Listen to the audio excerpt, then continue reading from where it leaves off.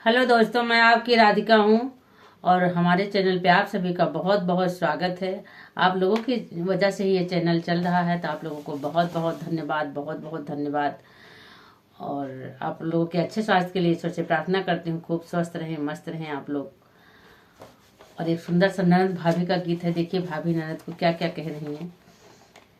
और ये एक गोदना गोदने का गीत है कि कहीं कहीं गोदना गोदे को हमारे हाथ में भी ये गोदा गया है, आपको दिख रहा होगा, ये दिख गया होगा।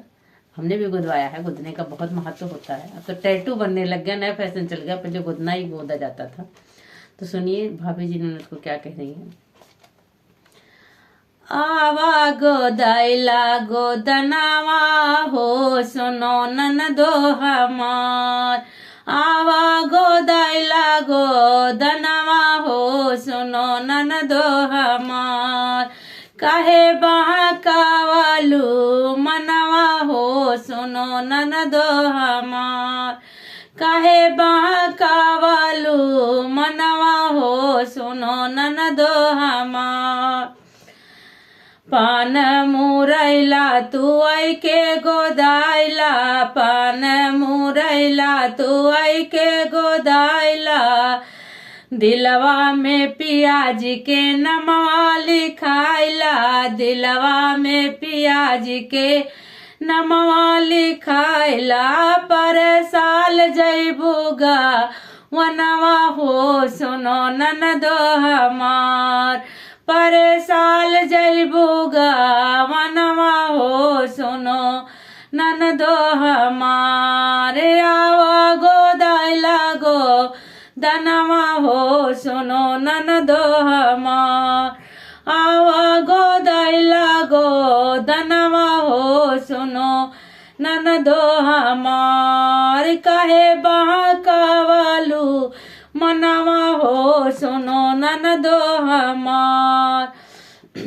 आइल बा तोरे बलमुआ के पाती, आइल बा तोरे बलमुआ के पाती। डोलिया कहार लेके आई है बराती, डोलिया कहार लेके आई है बराती।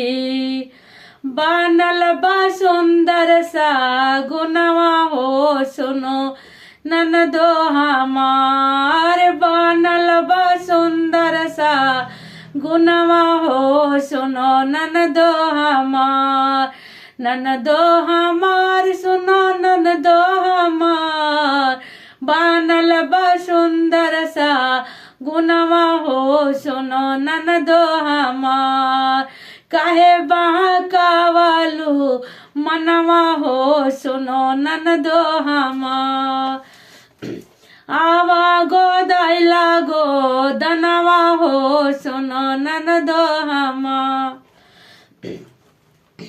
पूछी है साजनमा तो का तू बतैबू, पूछी है साजनमा तो का तू बतैबू।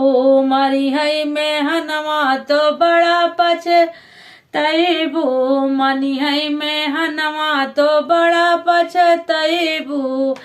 करबू तू कावन बाहनवा हो, सुनो ननदो हमार। करबू तू कावन बाहनवा हो, सुनो ननदो हमार।